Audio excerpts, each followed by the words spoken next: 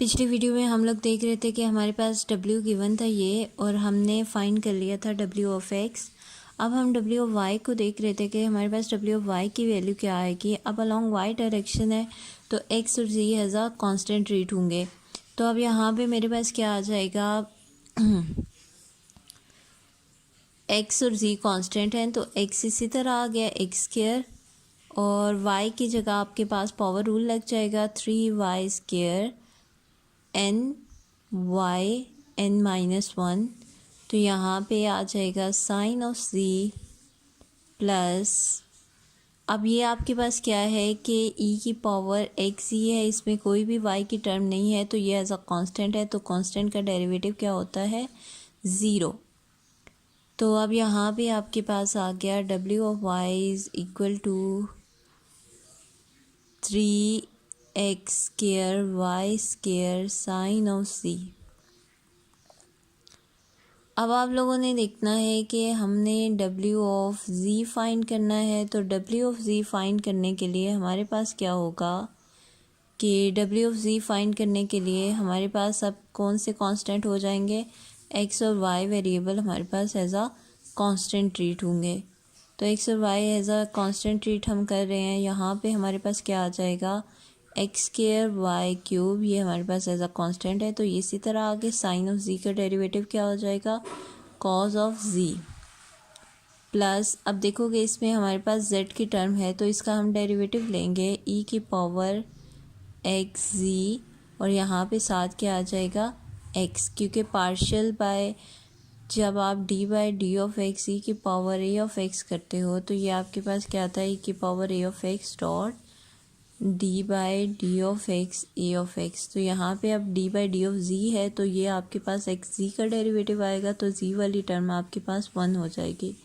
तो ये थे आपके पास partial derivative of first order. अब हम बात करते हैं partial derivative of second order की। Partial derivatives of second order, second order के पार्शियल डेरिवेटिव फाइंड करने हैं हमने।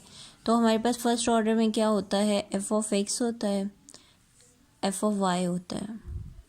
तो अब सेकंड ऑर्डर में हमने क्या करना है कि अलॉन्ग एक्स डायरेक्शन जब हम फाइंड करेंगे तो हमने अलॉन्ग एक्स डायरेक्शन फाइंड किया तो हमने एफ ऑफ एक्स पे भी अप्लाई करना है, एफ ऑफ वाई पे भी अप्लाई करना है। और अगर हम अलॉन्ग वाई डायरेक्शन करेंगे तो हमने अलॉन्ग वाई डायरेक्शन को भी एफ ऑफ एक्स पे भी अप्लाई करना है, एफ ऑफ वाई पे भी अप्लाई करना है। कैसे कि मैं ये बात कह रही हूँ कि हमने ये करना है partial by partial x along x direction, तो मेरे पास पहली दफ़ा आ जाएगा f of x, then partial by partial x f of y आ जाएगा, क्योंकि ये दो आप ऑलरेडी फाइंड कर चुकोगे फर्स्ट ऑर्डर में। तो सेकंड ऑर्डर के लिए आपको अलॉन्ग एक्स डायरेक्शन जब करनी है ना तो आपने दोनों पे अप्लाई करनी है। ये क्या आ जाएगा, एफ ऑफ एक्स एक्स, और ये आ जाएगा, अब इस वेरिएबल को इधर शिफ्ट करते जाओ, ये वेरिएबल इधर शिफ्ट होगा तो ये आपके पास क्या हो जाएगा, एफ ऑफ एक्स वाई, ये वेरिएबल इधर चला जाएगा।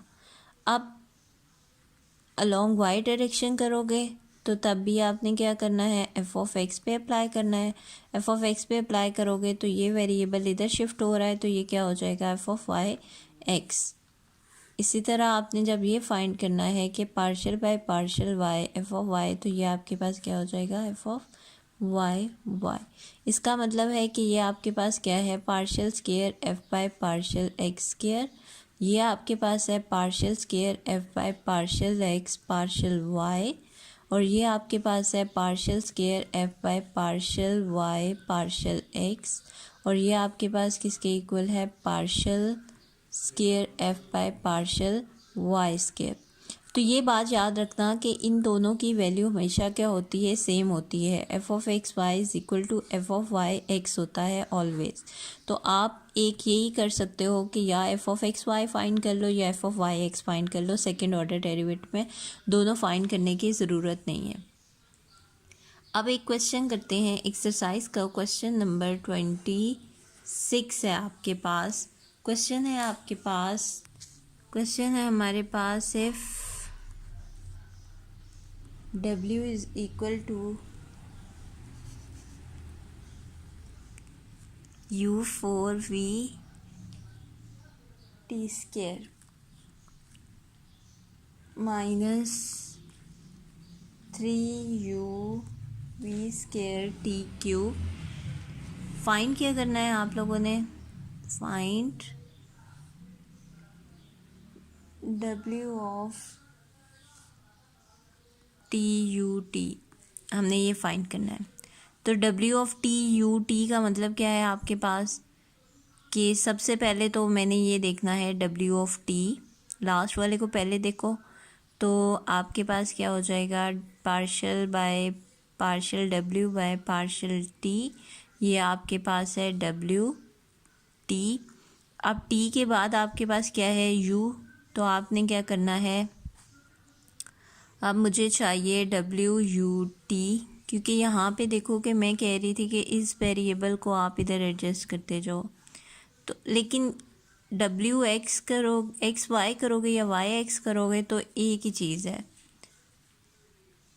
अब यहाँ पे आपके पास क्या है कि अब मैं u को ऐड कर रही हूँ, तो मैंने क्या करना है, पार्शियल बाय पार्शियल u, और पार्शियल w t की वैल्यू क्या है, partial w by partial t। तो ये मेरे पास क्या आ जाएगा, partial w by partial t। तो ये आपके पास हो जाएगा partial square w by partial u partial t। तो जब आप ये फाइंड कर लोगे तो आपके पास w u t आ जाएगा, और वो कह रहा है t u t आपने फाइंड करना है। तो अगेन आप इसको क्या करोगे, w t u t के लिए आपने क्या करना है, इस वाले फंक्शन को अगेन डिफ्रेंशिएट करना है with respect to t। Partial square w by partial u partial t। बहुत किचमिच बन गई है, अगले में देखते हैं।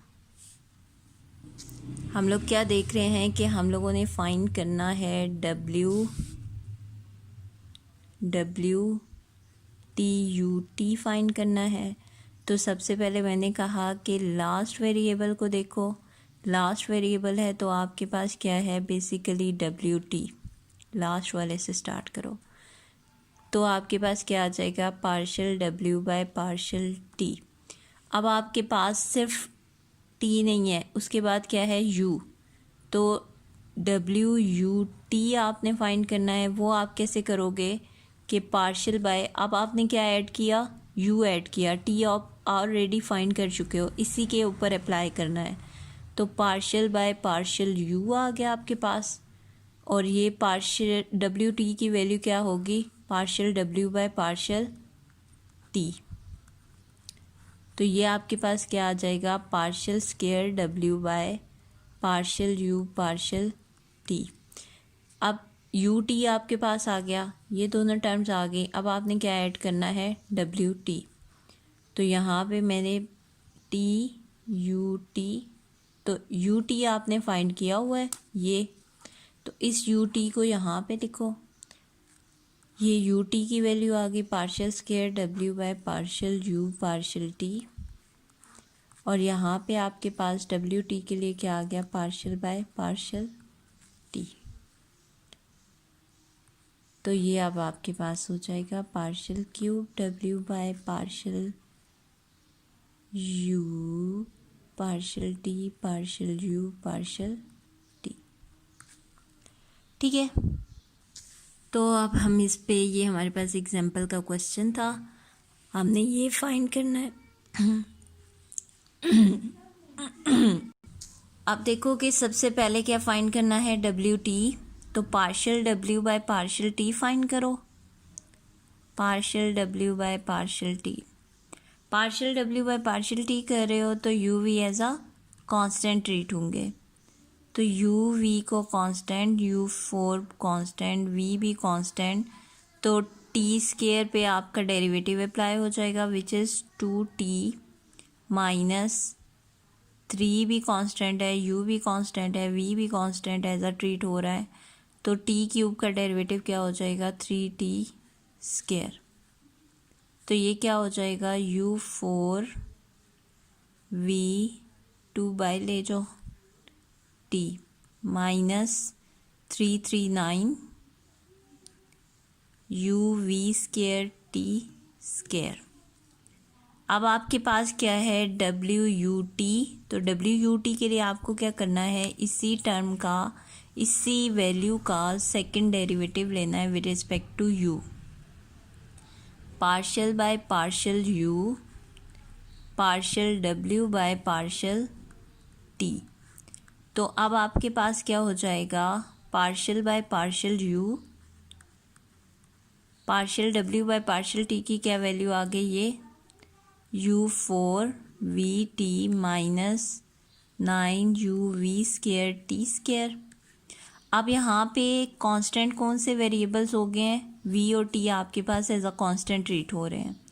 तो विद रिस्पेक्ट टू u करूँगी तो ये आपके पास क्या हो गया 2 4 u3, v और t as a constant treat हो रहे हैं, तो vt आपके पास आ गया माइनस।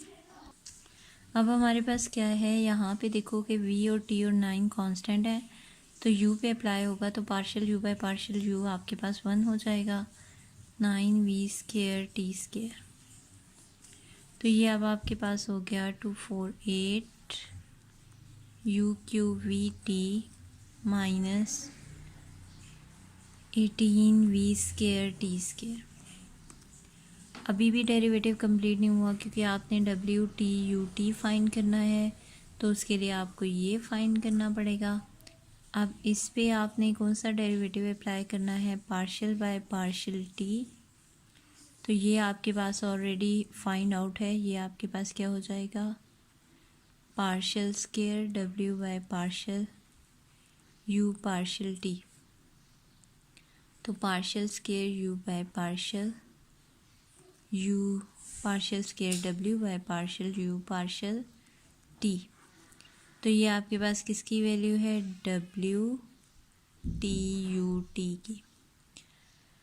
तो अब आपने क्या करना है, पार्शियल बाय पार्शियल t, ये आपके पास क्या वैल्यू आ गई 8u³ of t minus 18v² t²।